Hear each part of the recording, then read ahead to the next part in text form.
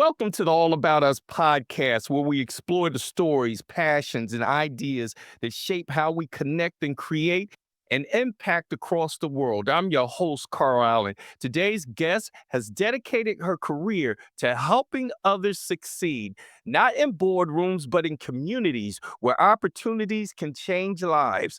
Donna Rosa is the founder of Chief Entrepreneurship Office of E4 Enterprises, LLC, an organization devoted to empowering entrepreneurs in emerging economies. Through remote business coaching, Donna supports entrepreneurs in developing countries, helping them build skills, confidence, and sustainability in their livelihoods.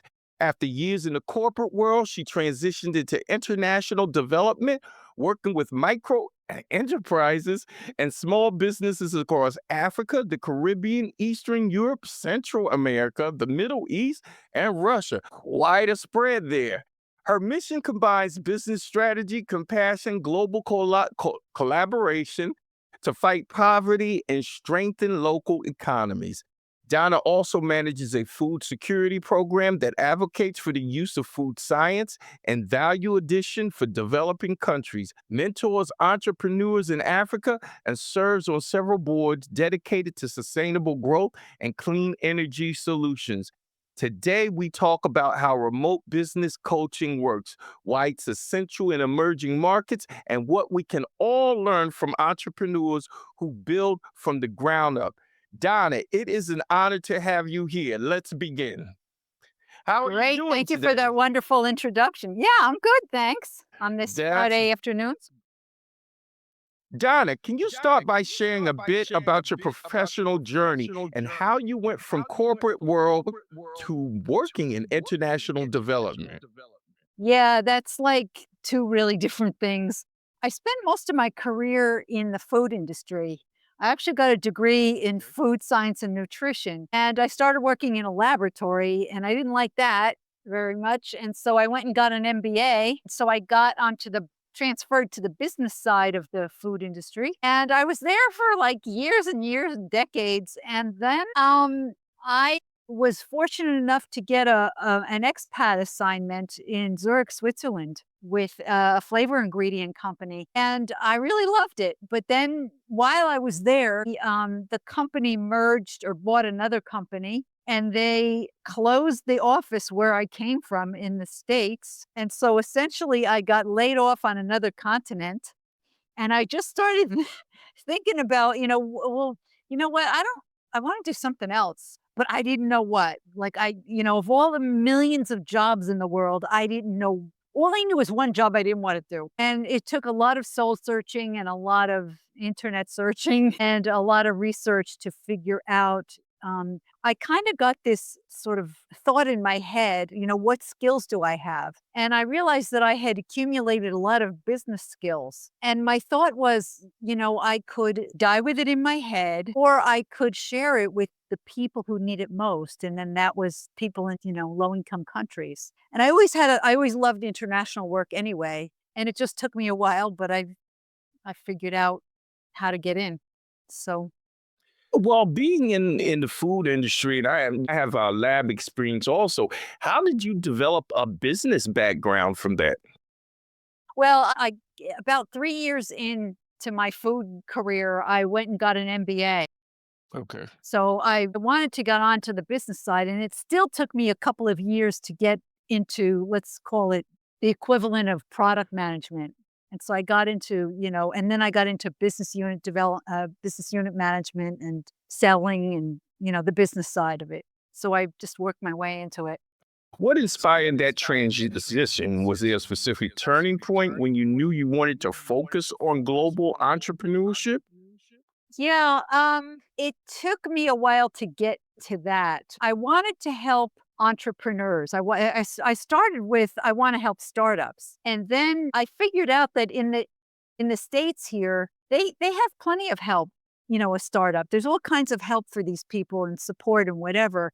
And what I just kind of wanted to do was work with those little micro enterprises in the places where they don't normally get Okay. What surprised you the most about the difference between corporate structures and micro enterprises in emerging economies?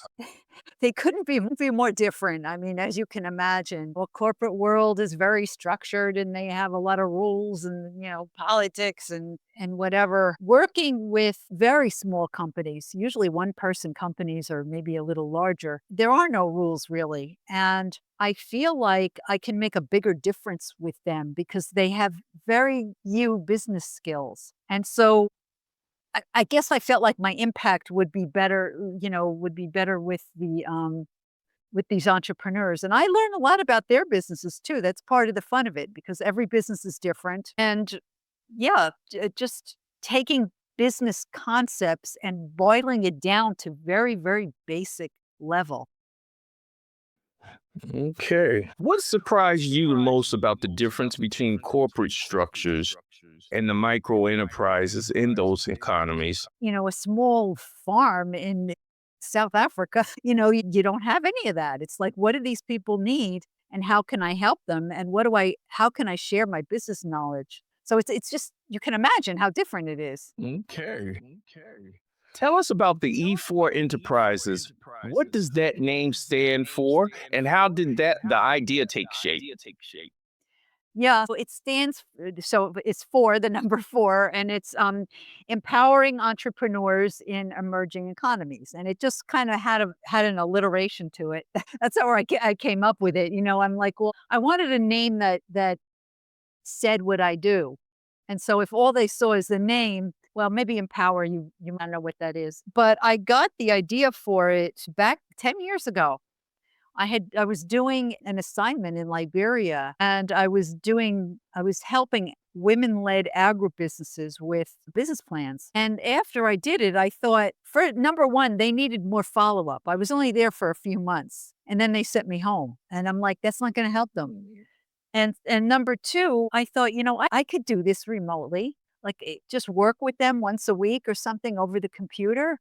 It was, Zoom was kind of new then, and I was told that it was never going to work. Hmm. And so I kind of let the idea roll around in my head. I didn't do anything about it for a few years. And then um, at the end of, 2018, 2019, I took it up again. And just as I launched, I got everything together. I did some beta testing with entrepreneurs and it worked. As long as they have access to a computer and internet, I could work with them and I could work with them over time. And it was a lot cheaper than sending me there.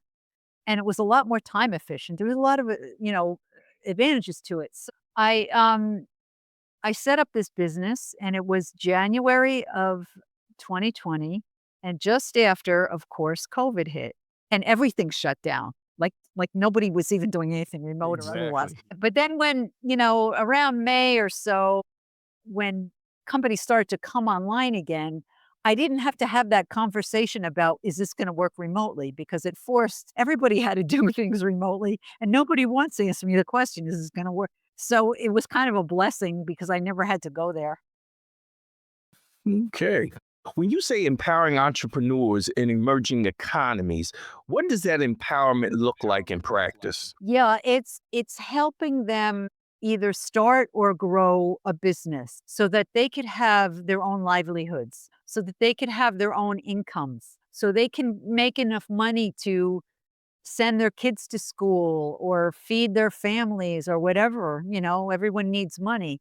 And there's no jobs in these rural areas. I mean, there's no prayer of getting a job. And the only way to do that for many of them is to figure out how to sell something.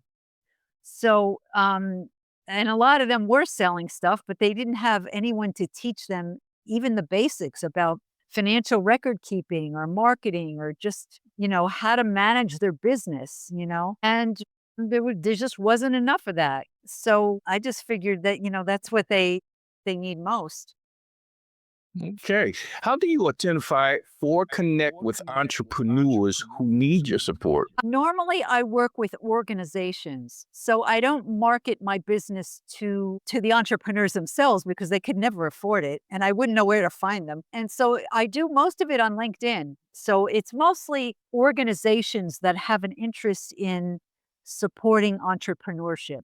And that In could be various different rural communities than around the right. world, Or it could be like a donor organization, but it could be an unfortunately. NGO. It could be an NGO, could be an incubator, it could be a university with a business program, it could be a community that wants to teach their community, business skills. Could be a corporate CSR program. Mhm. Lots of different possibilities. So the organization would hire me and they'd say, "Here, go work with these entrepreneurs or this entrepreneur or whatever." But I also do a Well, lot of pro bono mentoring as well. okay. All right. What makes remote business coaching an effective tool for entrepreneurs in developing countries? It's highly effective because the old business model was training. And with training, you have a bunch of people, and you're up there teaching something, for record keeping or marketing or something to a bunch of people. This allows me to work with them either one on one or in a small group. And they learn to manage their businesses in the context of their own business. So we work on their business. I'm not teaching them theory or anything.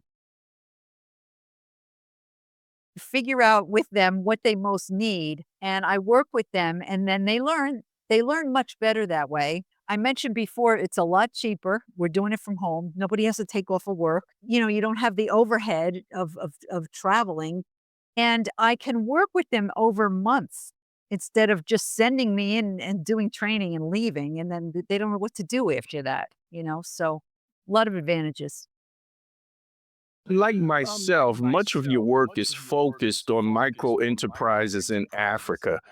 Can you share what this work entails day to day? Pretty much I live on Zoom most of the day. Typically, the way that of coaching, of course, it depends on the assignment, but we would have a session and then, teach or review something. And then I usually give them some sort of assignment to do until we meet the following week. And then we meet again. I will usually review the assignment. They send it to me, the day before. So it's sitting in my computer. Okay. Some of the most common challenges entrepreneurs face in these regions. Challenges that we don't have, that we don't even ever think about, like the power going out, the lack of roads, the rain washing the roads out. They don't have access to finance. They don't qualify for loans in any stretch of the imagination. Getting startup capital is nearly impossible for many of them, not all. And, just the things that we take for granted, like the electricity and the whatever. And it's so difficult. They don't they don't get any support, like, there's no one there to help them with their business. There's no social And services system at all no, in most of these no. countries at all. And if there is, they're not thinking about teaching them business, how to do business. Right. Can you describe a success story in business or individual whose progress truly captures why this work matters? And it's because it doesn't take very much to get these businesses from losing money or not knowing if they're making money into a profit position. It takes so little. My very first assignment, this was in person, wasn't remote. I was in South Africa on a farm, and I remember, landing there going, "I have no idea what I'm supposed to do here." But I just sort of watched her drive away, and I'm like, Now what?" But I dug into the business, and there was lots of help that I could give him, the farmer, that made a big difference, and it had to do a lot with my food background. He was a dairy farmer. He had, I don't know, 58 cows or something, and he also had a small processing business where he had milk, and he was making, um, a fermented a local fermented beverage called Mas or Amasi. And he wasn't a business person, he was a farmer. And so he didn't have good records. He hated the administration. And I did a few things for him. Like I analyzed his customer base, and it turned out 90% of his business was with one customer. And I explained to him how risky that is and that he needed to, diversify and he understood everything. He totally got it. We focus more on the value added part of it, not so much selling milk, but the fermented beverage, which was a value add. We looked into other things he could make in his facility that he already had that was expensive to buy in the grocery store, but he could make cheaper. Things like yogurt and butt that the locals could never afford to buy. He could easily supply that. We got him So he to, expanded his product line. yeah, eventually he did. Yeah, after I Mhm. left, he did. And things like, just I set up a payroll system for him. I set up an invoice in Excel. He had a computer. It was 2001, which was kind of a miracle. And his administration work went from like, I don't know, 4 hours down to like 20 minutes a week. So, these little things that we take for granted, but it made such a big difference for him. He cleared some more land for some additional cows. He was going to buy do some vegetables and get some other animals. And I said, no, focus on your dairy. Okay. How do you help entrepreneurs overcome barriers like limited access to technology, financing, or infrastructure? The access to finance, sometimes I know of organizations that provide grant money to certain, and it's very specific. They'll provide grants to certain, like to women or to, certain industry segments. And if I can steer them to that money, then of course I will do that. So I help where I can, but that's an area that's hard. Yeah. Yeah. For people unfamiliar with coaching, what's the difference between business coaching and traditional consulting or training?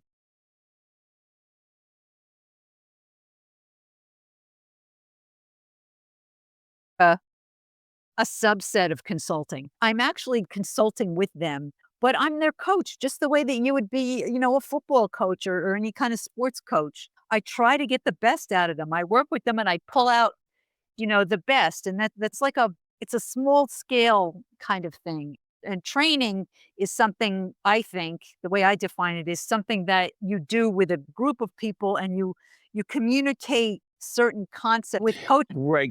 Coaching seems more personal, one on one, more Definitely. intense, and over a longer period of time, I would think, a greater Definitely. duration. Okay. What kinds of skills or mindsets do you try to build in your clients? I try and give them confidence in themselves, first and foremost.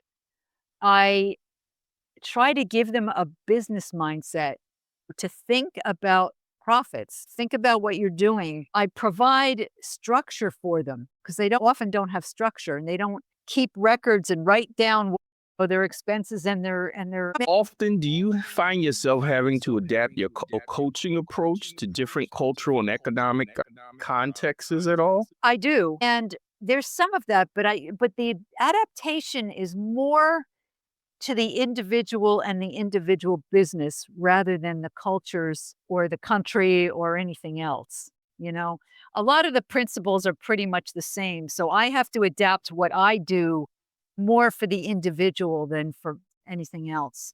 What are some of the misconceptions people have about entrepreneurship in developing countries? People do not realize that entrepreneurs in developing countries run across a spectrum. And the spectrum goes from the woman on the side of the road who's selling vegetables all the way to a techpreneur, in Lagos that has an MBA and that's searching for venture capital. And it's everything in between. And so people tend to think it's more that lower tier level, which there are a lot of those. I mean, there's a lot of informal businesses, but they really run the gamut of levels and skills and money and things like that. Yeah, my experience with a lot of these countries, if they don't have what we would quote unquote considered a bona fide job, most of them are doing some type of, business on their own. Most of them call it a hustle. That's what they call it in Africa a lot. But it's just a business, whether they're selling wood, charcoal, vegetables, whatever. They have to do something in order to survive.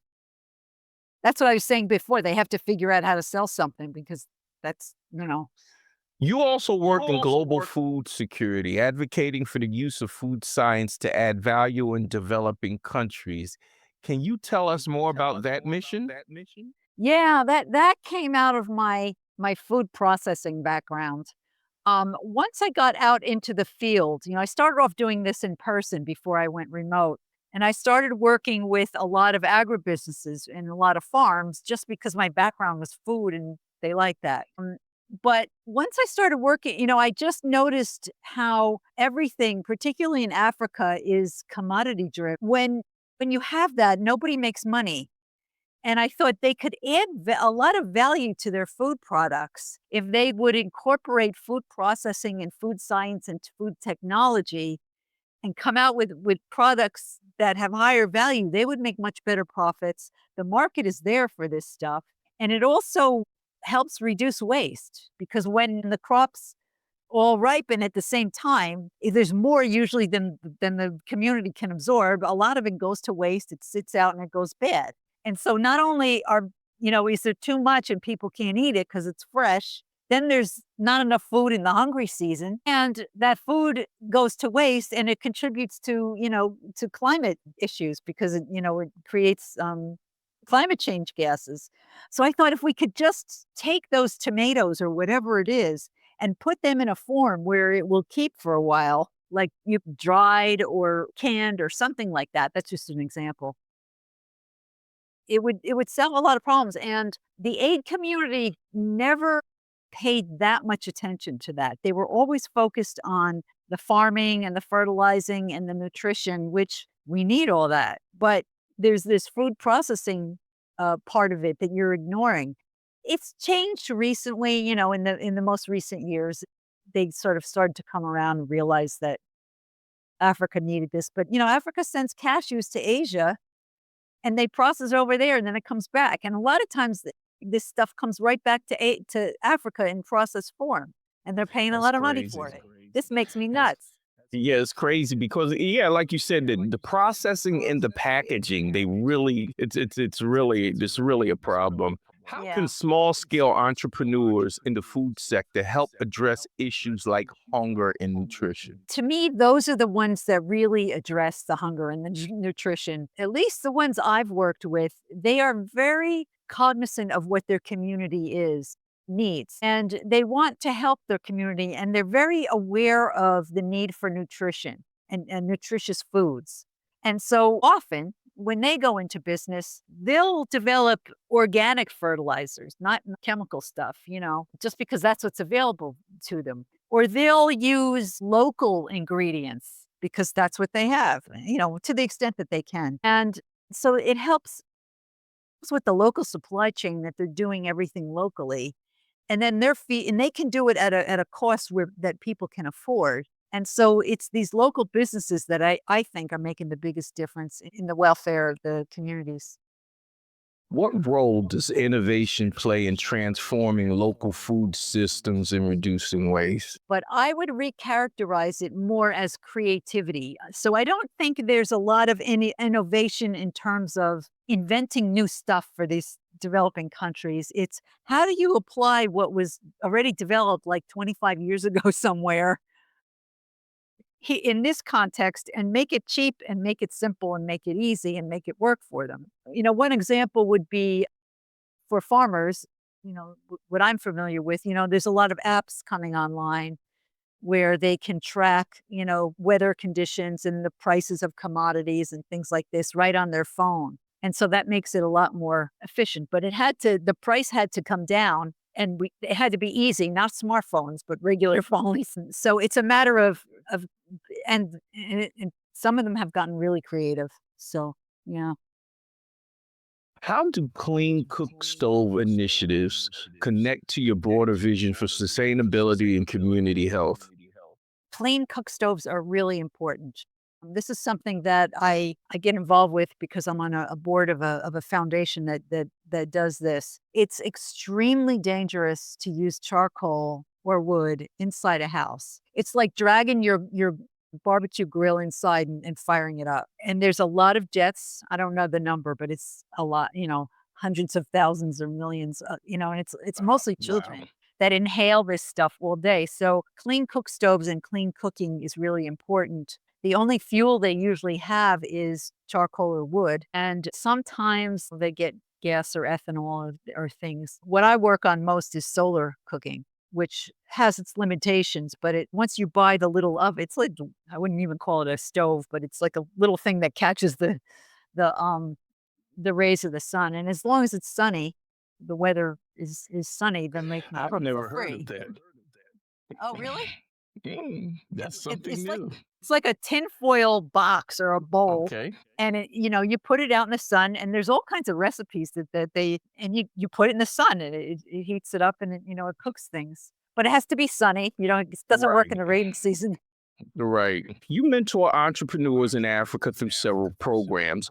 What do you find the most rewarding about mentorship?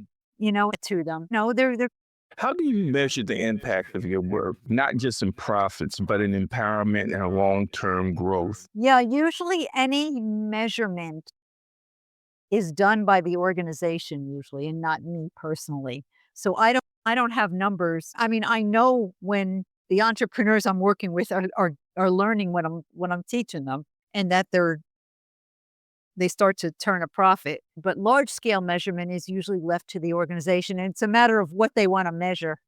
What impacts sometimes they measure things like profits, but other times it's number of jobs created or how sick or how well nourished they are. It just really depends. There's lots of ways Okay. to measure the impact. So after your coaching cycle is complete, you don't do any personal long term tracking No. of, anyone. Okay. Yeah.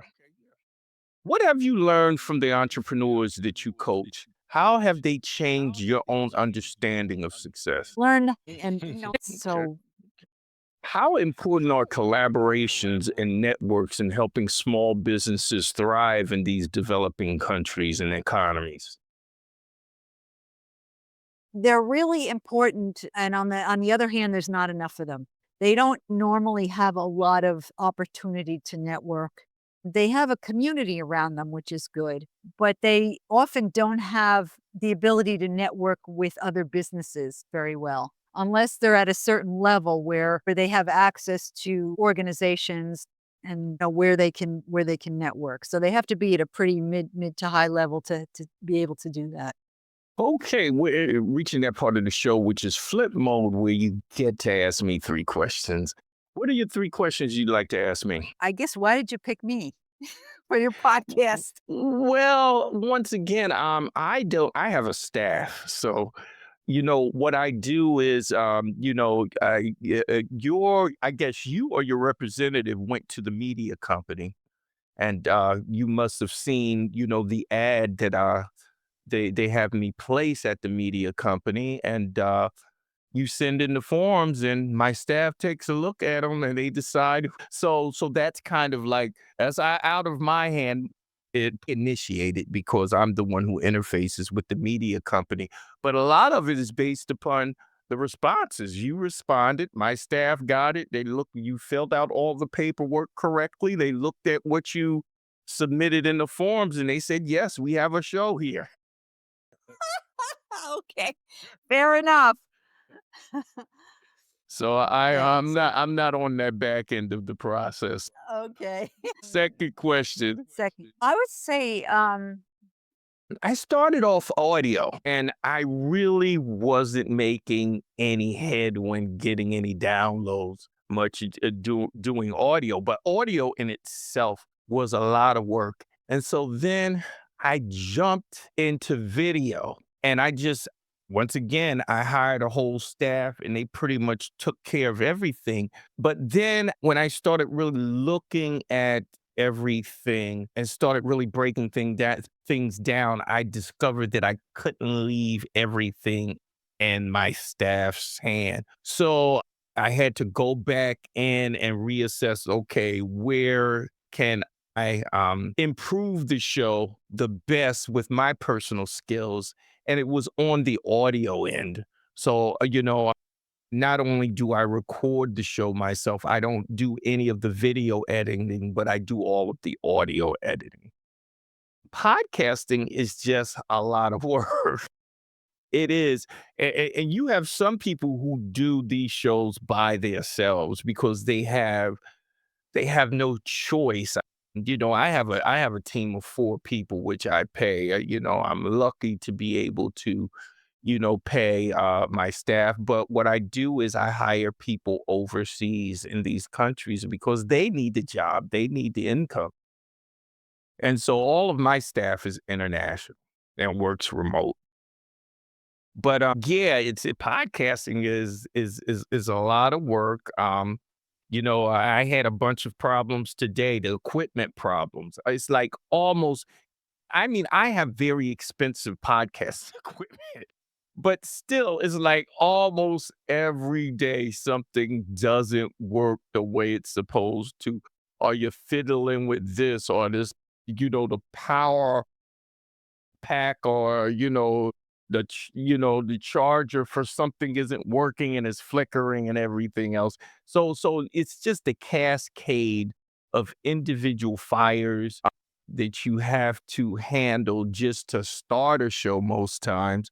And then it's just really your energy level. You really, really, really got to pump up your energy level to do a good show. So it's tiring. It's tiring. There's aspects of it that's tiring, but I just don't think that a lot of people realize how much work is involved in podcast shows. It's a lot. Yeah, well, that's why I asked you. I don't like much of it at all, believe it or not. But the fact of the matter is, I believe there was kind of like a niche that I didn't see anybody else doing. And so I just thought it was a disservice for me to see something and like see this hole that nobody else was ever covering or getting into. I mean, you hear people on these podcasts, they're talking about all kind of crazy stuff, but something that's really going to reach out to different people in all cultures and bring us together and elevate us all. That's something that I wanted to do, and I just didn't see that out there. It's something we really need now. Yeah. Third Yeah. question. Third Okay. question. Third question. Tell me, you mentioned that you had some interaction with micro enterprises in Africa. So tell me a little bit about your background. Well, I have a nonprofit called Stand Up and Do Something, and we're international nonprofit, and we deal with energy and food security in these countries. We sponsor students in college. Currently I'm sponsoring a couple nurses. A few have graduated and now they're in their internship and well, I guess they would call the residencies, their training programs after they graduate for their specialties, and we're still stipends. Sometimes, we have to assist them buying them phones because, it's hard to do anything these days and times without a phone. Sometimes when they get to the end of their graduation, their families are so strapped, sending them to school, or sometimes they're sending schools paying for their schooling themselves, and we just give them a moderate stipend, but we have to pay for their graduation slash matriculation fee. Sometimes we have to help them with their graduation garments. So it just some of my, with my nonprofit, the bigger projects that are coming up is the Acacia Tree Foundation. We want to plant 10 million acacia trees and to fight desertification and climate change. I'm working with one other organization that we're bringing on an online STEM program to teach people in science, technology, engineering, and manufacturing. So in these third world countries, they can take all these classes and get certification, you know, accredited certification online. The coursework has already been developed, and over the next 2 to 3 months, we're going to get all of that up and running, teaming up with two other organizations in Africa. And so, it's just the gamut because like I said, food insecurity, water, energy insecurity. There's just a lot of things, like you stated, that a lot of people aren't aware that they struggle with so much. And so we're just trying to help them, even on a community level, change some of that. Yeah, I got some help though. So I partner, and that's the one good thing about podcasting. This is the one thing I like about it. I meet so many great people, and you meet these people, and everybody say, "Well, we can get together and we can do this and we can help you with that." And so that's what this podcast show is doing, is helping me, kind of build a of individuals that can help me, approach particular problems in different areas. So that's what I like about it. Looking ahead, as technology continues to evolve, how do you see the future of remote coaching and global development? The traditional ways of doing things are keeping it from fully developing. So I see plenty of potential in it because I think it's extremely efficient and I think it's the way to go. Whether or not the organizations would agree with that is another question. Okay. What opportunities or industries do you believe hold the most promise for our entrepreneurs in emerging economies? Yeah, and that's strange. That's another thing. It's almost like cell phones. People think cell phones killed off computers and they haven't. There's just some things you can't use your cell phone. And so, I mean, don't get me wrong, cell phones are brilliant, but a lot of people now are overlooking like basic computer skills. They know how to do a whole lot on a cell phone, but when you put them in front of a laptop or a computer, now they're lost. For listeners, corporate and business listeners who want to support this kind of work, either as mentors, partners, advocates, where should they begin?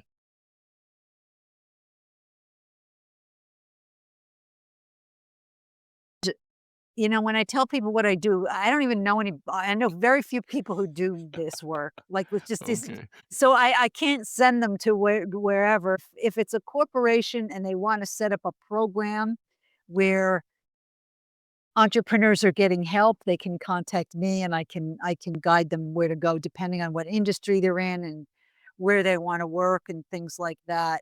But Okay, there's for no shortage. NGOs, corporations, communities, anybody who wants your services, how do they contact you? Where do they find you? They can either find me on LinkedIn. I do quite a bit of work there.